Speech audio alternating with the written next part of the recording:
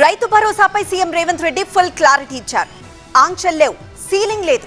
సాగులో ఉన్న భూములన్నింటికీ రైతు భరోసా ఇస్తామని ప్రకటించారు. భూమి లేని వ్యవసాయ కుటుంబాలకు ఇందిరమ్మ ఆత్మీయ భరోసా కింద ఏడాదికి 12,000 రూపాయలు ఇస్తామన్నారు. పడావు పడ్డ భూములకు రైతు భరోసా లేదు. సేకరణ భూములకు భరోసా ఇవ్వలేమన్న సీఎం. సాగు భూమి ఎంతున్నా రైతు భరోసా. రైతు భరోసాపై ఊహాగానాలకు తెరదించారు తెలంగాణ ముఖ్యమంత్రి రేవంత్ రెడ్డి. రైతు ఎంత భూమిని సాగు చేసుకుంటే అంత భూమికి రైతు భరోసా ఇస్తామన్నారు. సాగు భూములకు సీలింగ్ లేదని ప్రకటించారు. ప్రతి ఏడాది 12,000 రైతు భరోసా ఇస్తామన్న సీఎం గత ప్రభుత్వం రైతు బంధు పథకం కింద ఏడాదికి 10,000 రూపాయలు ఇస్తే తాము 12,000 రూపాయలు ఇవ్వబోతున్నామన్నారు. వ్యవసాయ యోగ్యమైన భూములన్నింటికి ఎంఎస్ ఎక్సెల్ ఈ స్కిల్ ప్రతి ఒక్కరి జీవితంలో చాలా ఇంపార్టెంట్. ఈ ఎంఎస్ ఎక్సెల్ ని సింపుల్ పద్ధతిలో నేర్చుకోవడానికి ఇప్పుడే ఫ్రీడమ్ యాప్ ని డౌన్లోడ్ చేసుకోండి. రైతు భరోసా పథకం కింద నిధులను ఇవ్వడం జరుగుతుంది.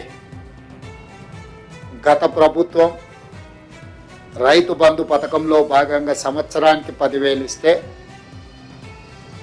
మా ప్రభుత్వం ప్రజాపాలనలో రైతులందరికీ సంవత్సరానికి 12,000 రూపాయలు ఇవ్వాలని నిర్ణయం తీసుకున్నది.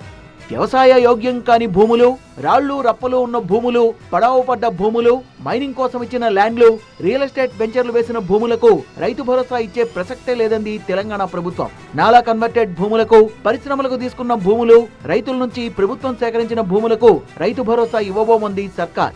రైతు భరోసా ఏ భూములకు రాదో వివరించేందుకు రెవెన్యూ శాఖ అధికారులు గ్రామ సభల్ని నిర్వహిస్తారన్నారు ముఖ్యమంత్రి. భూమి లేని వ్యవసాయ కుటుంబాలకు ప్రతి సంవత్సరానికి 12,000 రూపాయలు వాళ్ళకు కూడా ఇవ్వాలి.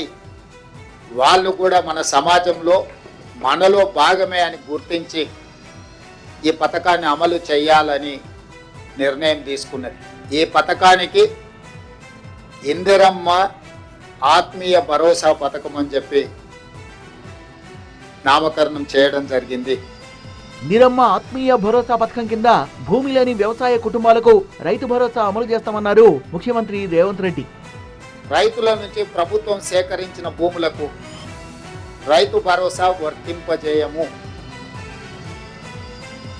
ఎలాంటి గందరగోళం ఉండాల్సిన పని లేదు.